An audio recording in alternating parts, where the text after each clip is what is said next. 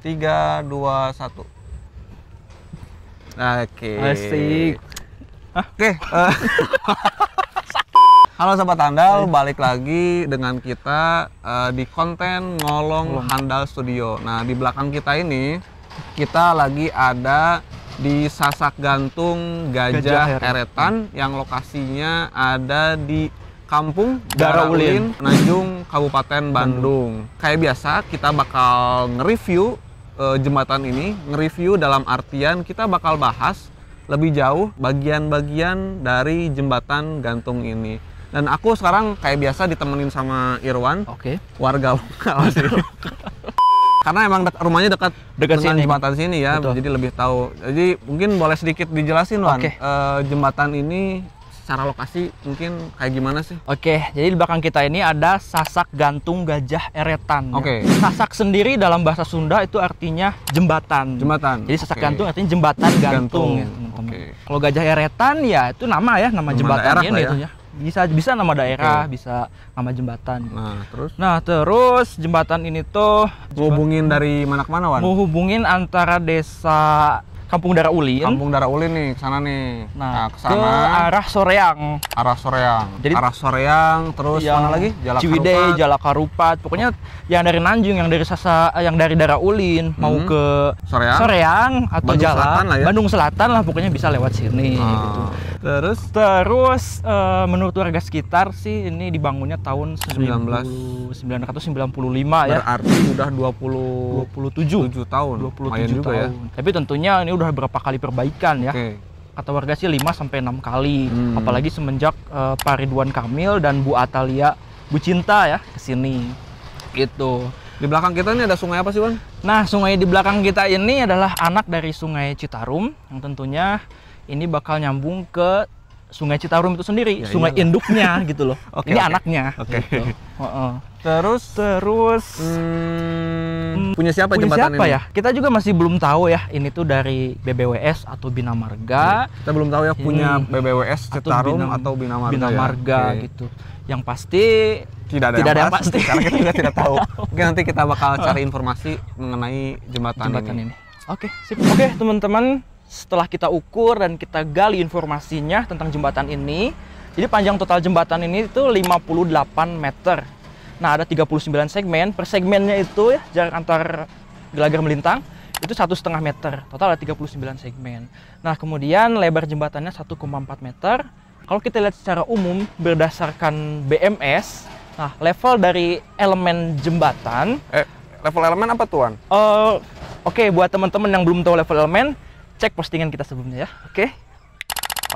Lanjut Tuan, lanjut. Kalau kita lihat dia dari BMS, elemen level 2 jembatan, di sini ada bangunan atas, bangunan bawah, dan aliran sungai. Aku mau mulai dari struktur atas dulu ya, Kang ya. Yang pertama ada balok melintang. Nah, fungsinya dari balok melintang ini adalah menerima beban dari plat lantai jembatan itu sendiri. Setelah dari balok melintang itu ada kabel penggantung vertikal itu ya teman-teman. Nah, fungsinya dari kabel penggantung adalah menerima beban dari balok melintang. Betul banget. Nah, kemudian dari balok melintang ada kabel pemikul utama. Kabel pemikul utama. Nah, kabel pemikul utama ini fungsinya selain untuk menggantung kabel penggantung atau hanger ya.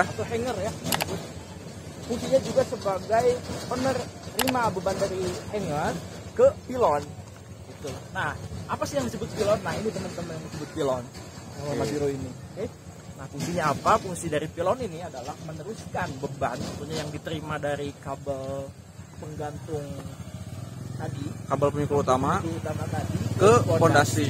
Berarti Wan, kalau gitu kalau misalkan kita sedikit review distribusi bebannya, yang pertama menerima beban itu dari lantai adalah balok melintang. Nah, dari balok melintang itu dipikul oleh batang penggantung atau hanger ya.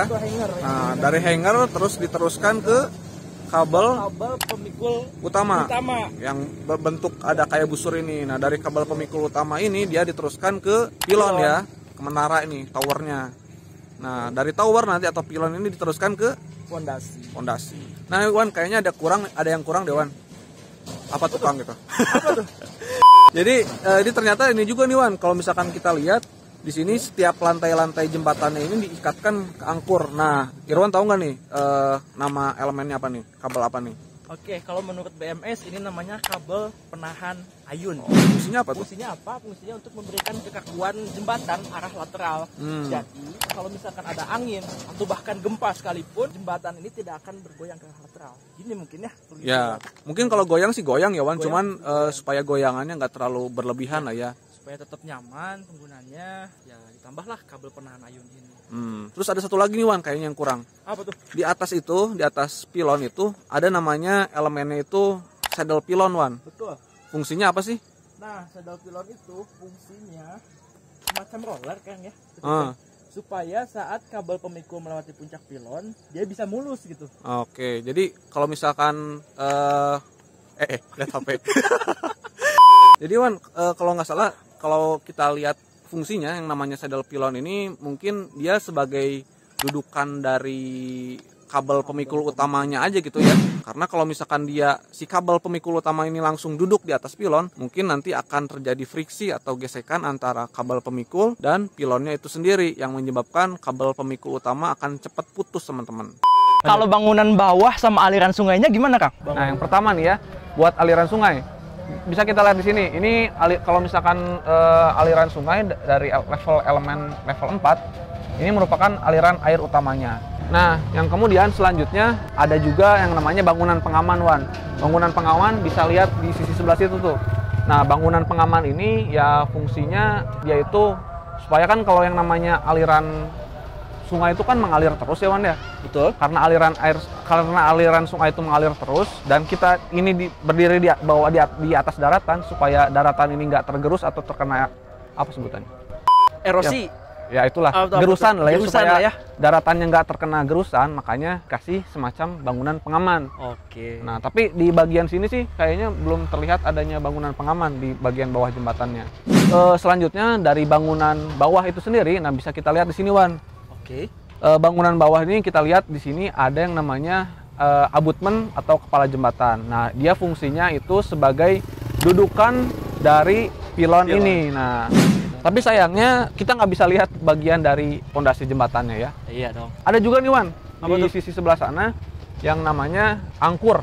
Angkur. Oh, nah, ini angkur ya. Ini. Nah, itu angkur namanya. Jadi fungsinya dia untuk menahan kabel angin gitu. Kabel ikat angin ya kan? Kabel ikat angin. Sebenarnya nih Wan ya, di kabel utama juga yang melengkung ini itu ada angkurnya juga. Nanti kita mungkin bakal lihat angkurnya di sebelah sana. Akan kelihatan di sini. Oke teman-teman, sekarang aku juga lagi ada di bagian ujung dari jembatan gantung. Kalau misalkan kita lihat di sini kan ada kabel pemikul utama. Yang mana kabel pemikul utama ini ditarik ke sini. Nah, sebenarnya di dalam atau di bawah kabel ini itu ada semacam blok angkur. Nah, blok angkur ini ya fungsinya dia untuk menahan kabel pemikul utama ini. Mungkin nanti gambarnya aku masukin sini. Teman-teman, kayaknya kita mau cobain jalan masuk ke jembatannya. Nah, pertama kalau misalkan kita lihat di sini jembatan ini, lantai jembatan menggunakan lantai plat baja bordes ya, bisa kita lihat di sini. Nah, sambungan antara plat baja ini dihubungkan dengan sambungan las.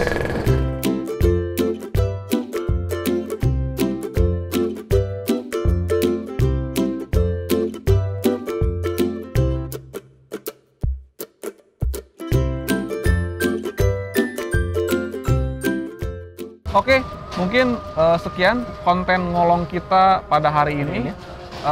Like kalau misalkan teman-teman suka sama videonya, isi komentar kalau misalkan teman-teman punya rekomendasi jembatan mana yang mau kita review, dan juga jangan lupa subscribe channel Handal Studio supaya nggak ketinggalan info-info tentang jalan dan jembatan. Terima kasih. Wassalamualaikum warahmatullahi wabarakatuh. Waalaikumsalam. Dah.